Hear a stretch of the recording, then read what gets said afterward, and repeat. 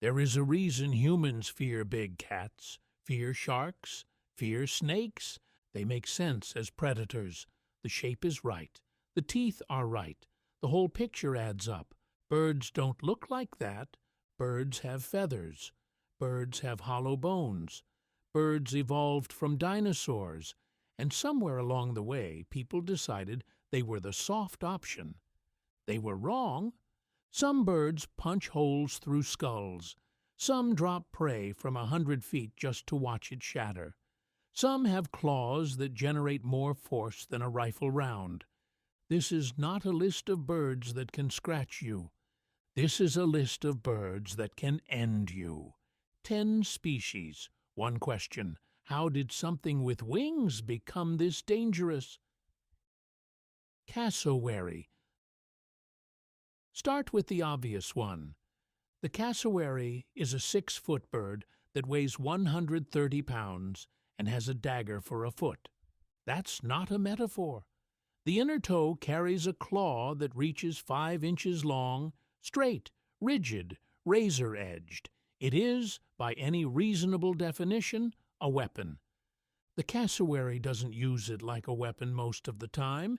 It uses it like a last resort. And the cassowary's last resort is most animals' worst day.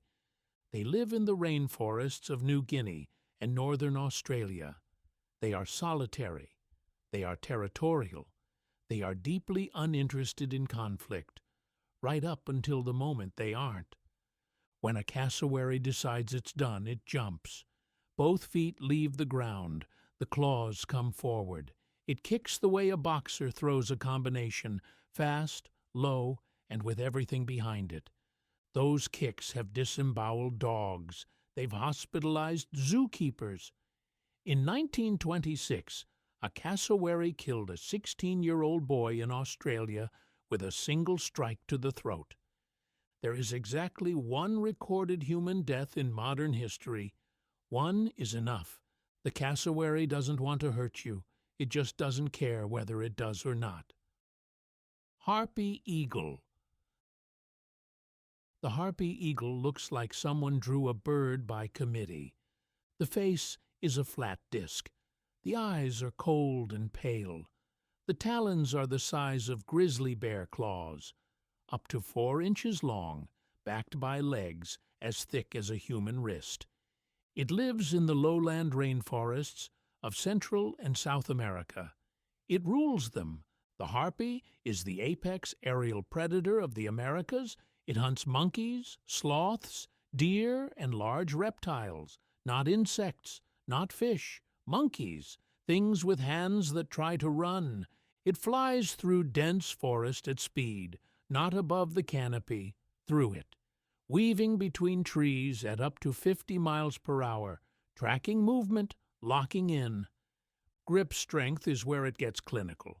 Harpy eagle talons exert around 110 pounds of pressure per square inch. That's enough to crush a human hand flat, enough to puncture a skull, enough that when the harpy closes its foot around something, that thing stops. There are almost no confirmed harpy attacks on humans. Almost. Indigenous communities in its range don't dismiss it. They name it. They build mythology around it. You don't build mythology around something harmless. The harpy eagle is not a threat to you. It just has the tools to be one, and it knows how to use them. Secretary bird. The secretary bird looks ridiculous. It's 5 feet tall and walks on stilts. It has a crest of long black feathers sticking out the back of its head like a bad haircut. It strolls across the African savanna like it's late for a meeting. Then it finds a snake, and it stomps it to death. The secretary bird kills by striking with its feet, short, explosive kicks that deliver force fast enough to stun, break, and kill venomous snakes before they can respond. Research has found those kicks land at around 15 times the bird's own body weight. It can stamp out a black mamba, the same black mamba that kills a full-grown human in under 20 minutes. the same snake that moves faster than most people can react. The secretary bird walks up and hammers it into the ground. It doesn't eat by tearing, it swallows things whole. Lizards, rats, snakes, frogs, whatever fits. The legs do the killing, the beak handles the rest. The secretary bird is not trying to impress you. It just hunts the most dangerous things it can find and kills them casually, on foot, every single day. African crowned eagle. The harpy is bigger. The crowned eagle doesn't care. The African crowned eagle is pound for pound the most powerful bird of prey on Earth. That's not an opinion. That's what ornithologists who study these animals for a living keep concluding. It lives in sub-Saharan Africa. It hunts in dense forest. Its prey includes small antelopes, monitor lizards, and rock hyraxes, but its speciality is primates. Studies of crowned eagle kill sites have found bones from monkeys, baboons, and juvenile chimpanzees. It doesn't just eat them. It disassembles them, tears them apart, caches the pieces, returns over days. Those talons generate around 105 pounds per square inch of pressure, enough to penetrate a human skull. This has happened. Fossil records from South Africa include a hominin child skull with puncture wounds that match crowned eagle talon spacing exactly. A crowned eagle attacked a member of our ancestral family line, killed it, and probably ate it. This bird has been a threat to our evolutionary predecessors for millions of years. It hasn't changed. Bearded vulture. Most dangerous animals kill with teeth or claws or venom. The bearded vulture kills with gravity. It finds a bone from a carcass, from a kill, from whatever it comes across, carries it into the sky, and drops it onto rocks below. The impact shatters the bone. The vulture lands and eats the marrow. It does this repeatedly, with the same bone if necessary, from heights of up to 260 feet. It also does this with live tortoises, and occasionally with other animals too heavy to kill by conventional means. The bearded vulture has been documented dropping objects on moving targets. Whether that's intentional predation or opportunism is still debated, but the behavior exists. In ancient Greece, the playwright Aeschylus was allegedly killed when a bearded vulture dropped a tortoise on his bald head, mistaking it for a rock. Historians debate that story. What they don't debate is the bird's behavior. It drops hard objects from great heights. It has been doing this for a very long time. A bird that learned to use physics as a weapon is either terrifying or brilliant. It's probably both. Great horned owl. The great horned owl is the most widespread owl in the Americas. It lives in forests, deserts, cities, and suburbs. It is everywhere. It is also quietly one of the most effective predators on the continent. It hunts at night. Its hearing can pinpoint a mouse under 6 inches of snow. Its eyes gather light in near total darkness. Its flight is almost completely silent. Specialized feathers break up air turbulence, so the prey below hears nothing until it's too late. The talons lock on contact. Grip strength around 300 pounds per square inch, greater than most raptors twice its size. It regularly kills skunks, porcupines, and other raptors. Great horned owls are one of the very few natural predators of other owls. They have been documented killing red-tailed hawks in the dark. There are dozens of documented attacks on humans, hikers, joggers, photographers. Most are defensive, nest protection, a few are not. The great horned owl attacks without warning from behind in silence. It is the ambush predator that lives in your neighborhood and most people have no idea. Shrike. The shrike is the size of a robin. It also impales its prey on thorns. This is not figurative. The loggerhead shrike, common across North America, catches insects, lizards, mice, and small birds, then spikes them onto thorns or barbed wire to hold them in place while it eats. Its beak isn't strong enough to pin prey on its own, so it found another solution. The caches are called larders. A shrike will return to the same larder repeatedly, eating over days. It also uses the impalement to make toxic prey safe. Monarch butterflies contain chemicals that would poison the shrike. Impaled and left for 2 days, the toxins break down. Then the shrike eats them. It figured out how to detoxify its own food by waiting. The shrike weighs 2 ounces.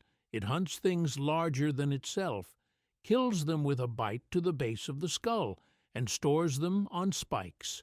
In medieval Europe, a bird that impaled small animals would have been considered an omen. In North America, it's just Tuesday. Southern giant petrel.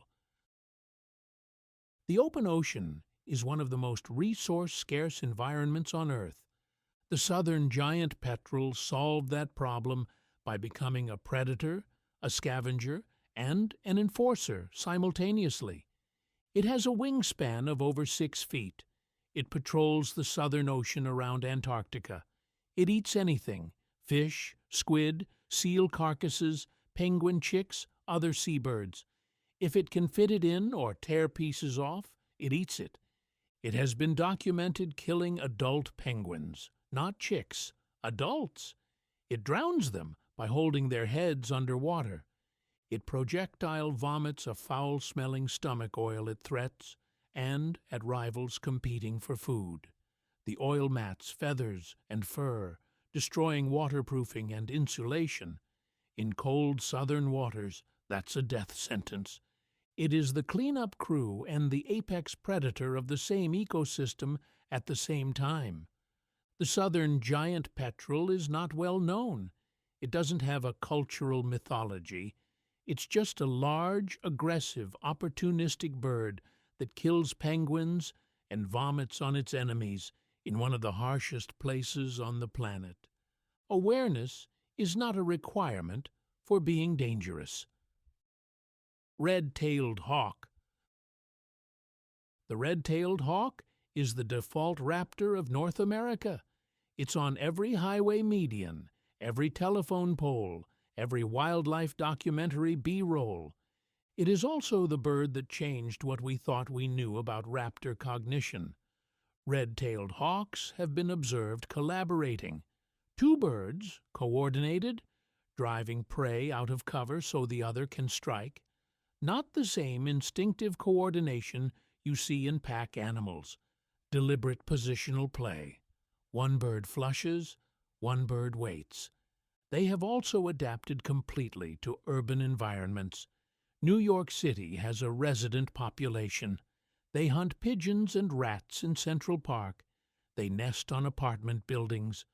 One famous hawk, pale male, nested on a Fifth Avenue building for over 20 years. The building's co-op board tried to remove the nest. There was a protest. New Yorkers demonstrated in the street for a hawk. The red-tailed hawk is not particularly dangerous to humans. It can draw blood if it decides you're a threat to its nest. But that's not why it's on this list. It's on this list because it moved into our cities, learned how we move, and started hunting our urban ecosystems better than we manage them. It adapted to us. We didn't adapt to it. Shoebill. The shoebill does not blink. It stands 4 feet tall in the swamps of Central Africa, and it watches. It can hold a position completely motionless for hours, waiting. Its beak is the key. 5 inches wide, hooked at the tip, with sharp edges that can slice through flesh. It's been described as a shoe, a clog, a Dutch sabot. None of those descriptions capture what it does when it closes. The shoebill eats lungfish, catfish, water snakes, baby crocodiles, and occasionally small monitor lizards. It lunges with the entire body, head, neck, and beak all at once. It's called the collapse, a full-body dive at the target, beak first. Crocodiles, it eats juvenile crocodiles. The shoebill is listed as vulnerable due to habitat loss and hunting. In some parts of Africa, it is considered a bad omen. In others, local fishermen believe encountering one brings good luck. What everyone agrees on is that you do not bother a shoebill. You do not approach a shoebill's nest. And you absolutely do not make sudden movements near a shoebill. It will look at you, it will wait, it will decide, and you will not know what it decided until it's already done.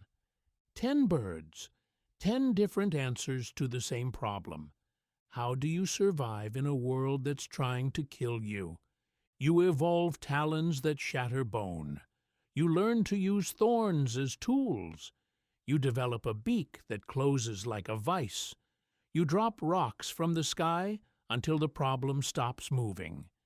Humans spent thousands of years at the top of the food chain and forgot that we share this planet with animals that were solving survival problems long before we showed up. Birds evolved from theropod dinosaurs, the same lineage as Tyrannosaurus rex, the same family tree. They didn't lose the edge, they just got smaller.